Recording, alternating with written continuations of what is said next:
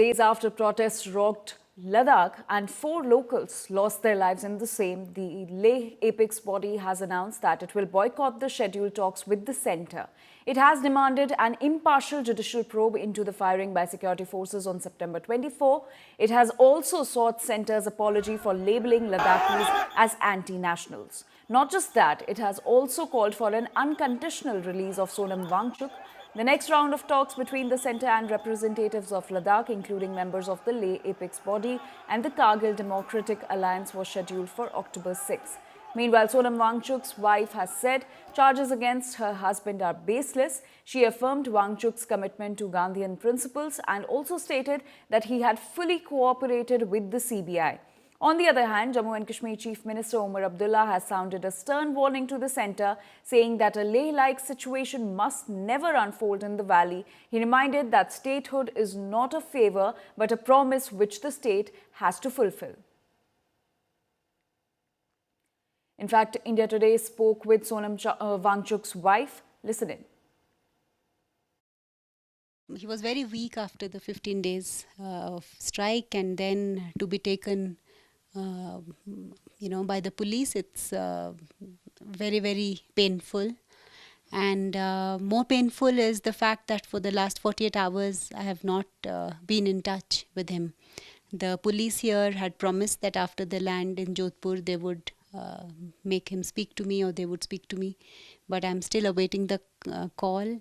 Neither have they given us the detention order. Not just me, but everybody in Ladakh or in India who would hear of these charges would laugh at them, because these are absolutely baseless charges. The whole country has seen that for the past 5 years he has been leading this movement and this protest in the most peaceful, in the most Gandhian way possible, be it his Padyatras, be it his Anshans, and he's always followed the path of non-violence and peace.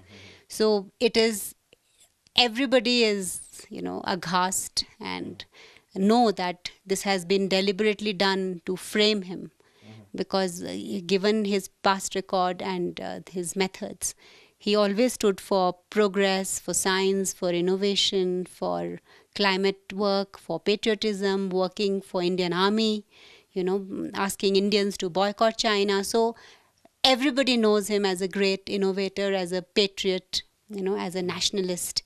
So to be taken in NSA, which is the most draconian act, and for public safety, I mean, it is not just to me, everybody knows that this is just have been used by people in power to use the national machinery that they have working for them to unnecessarily defame and frame, a person who is the pride of India. Sonam Wangchuk and I are the people who run this not-for-profit organization in a manner that we do not take even salaries. So every year we contribute 50 lakhs to 1 crore of our personal money into these projects. So we are always welcoming of anyone who wants to look into our accounts, which have been duly submitted to the Registrar of Companies, to the IT department. It would be evident that till date, Mr. Sonam Wangchuk would have contributed not less than 5 CR to the projects that he is doing. So when you're giving your own money, then where's the money to launder? And money laundering is, by definition, using hawala and cash transactions and all of that. And our bank statements, which are there with the CBI and with the IT, clearly shows that more than 99% of our transactions happen online through bank transfers.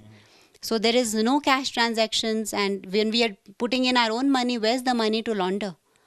So all these are just big words, because a common Indian or a common citizen would not have access to these documents, and he or she would be, suddenly it would be like defamation happening, and they are using it as a smoke screen, using these big words. So it was not a CBI raid. When CBI came here, they said we are fact finding, and we were completely cooperative with them, and we gave them all the documents. And I can have that gentleman, Mr. Vishal, who came here, online to check with him if it was something that was not given to him. So when you have nothing to hide and when you cooperate and you give all the details, then the only thing, and everybody knows that this is the way they use, as I said, the entire machinery, because they are slowly building up and trying to frame. And it is not something that started, though it might have intensified in the last 1 month, but this has started in the last 4 years, ever since he started his action.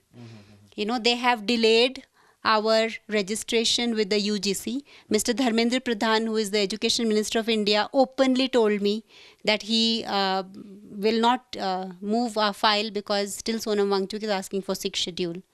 They have called up all the heads of PSUs and told them not to support us with their CSR funds. This is those very, we got to know from them. They have tried to stall all our registrations, including the FCRA for Hayal.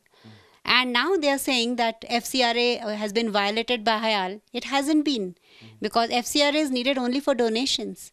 But the funds that we had received is for research that we conducted for those universities. And for the government, it should be a matter of pride, because no foreign university takes research from India. Hayal is the only institute which does reverse technology transfer.